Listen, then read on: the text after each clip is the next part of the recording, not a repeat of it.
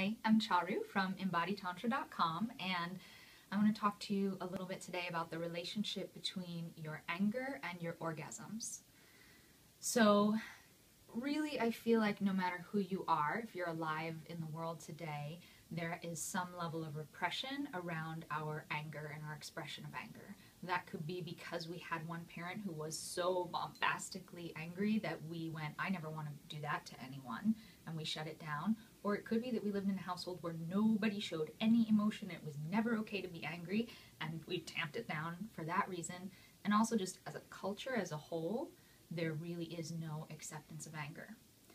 Add to that, if you're trying to be a good person or you're on some kind of spiritual journey, especially in a lot of spiritual circles, anger is bad. And so we just keep piling on the repression around our anger, really no matter what avenue we choose in this life. And what the piece that really has struck me as I've investigated and developed a relationship around my anger is that anger is literally just pure power.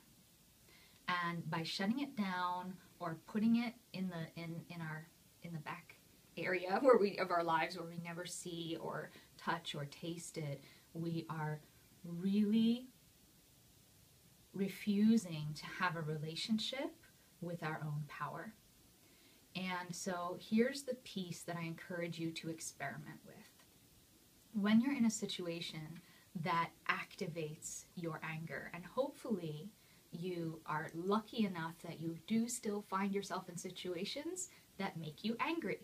And I say lucky enough because sometimes we just neutralize so much because we're trying so hard to be a good person or to be the right kind of spiritual person that we literally don't even let ourselves get activated.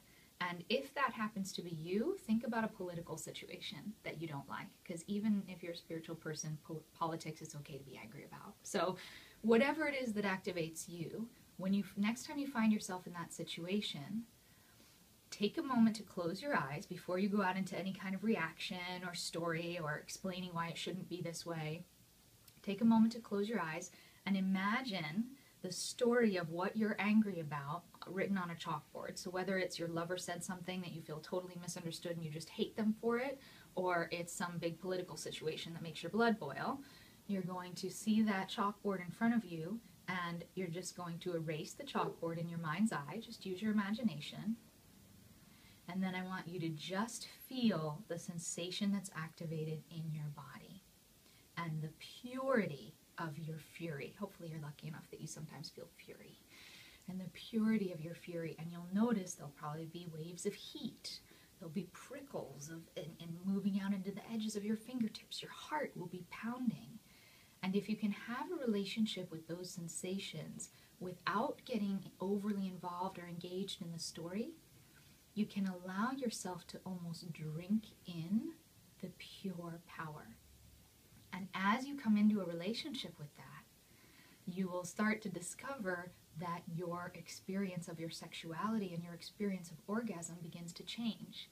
Because as we've locked up this very natural and very primal expression of our power that is anger, we've also locked up and tamped down the very primal and very natural expressions of our sexuality. And they're deeply entwined.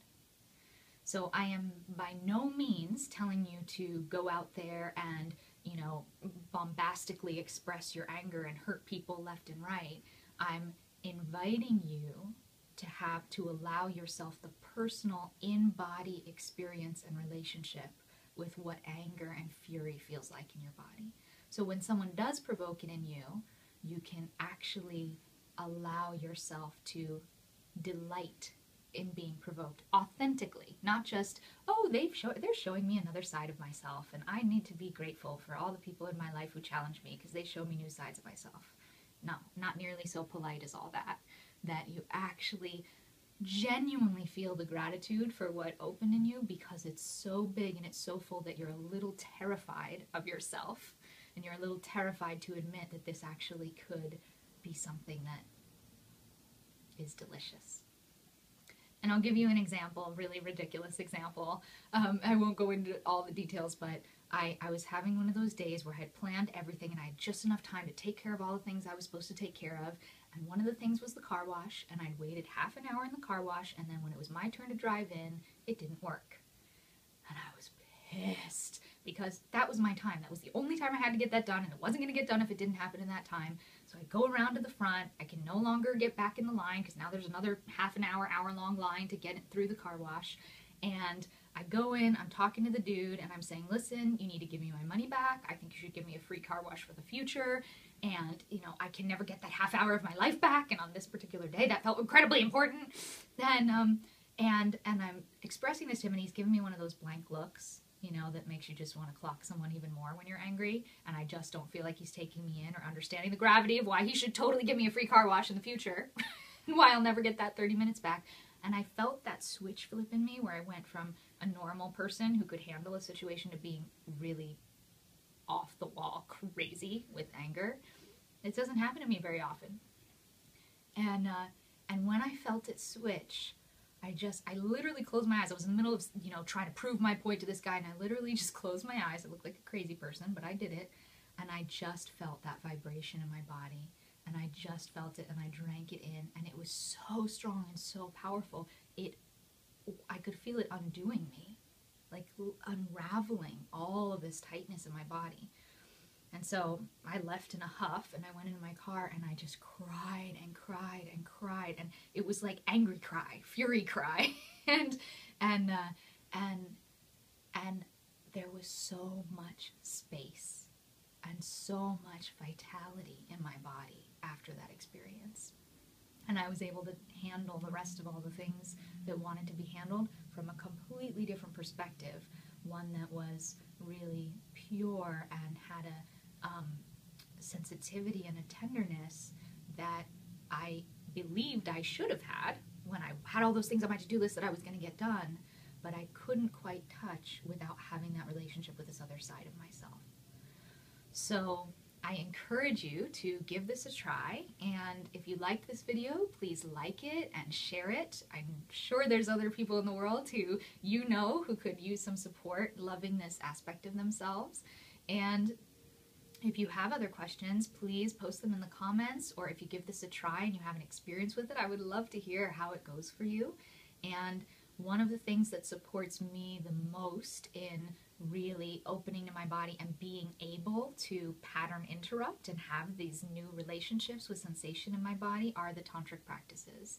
And if you'd like to get started with your own tantric journey, go to embodytantra.com and pick up your Tantra Startup Kit.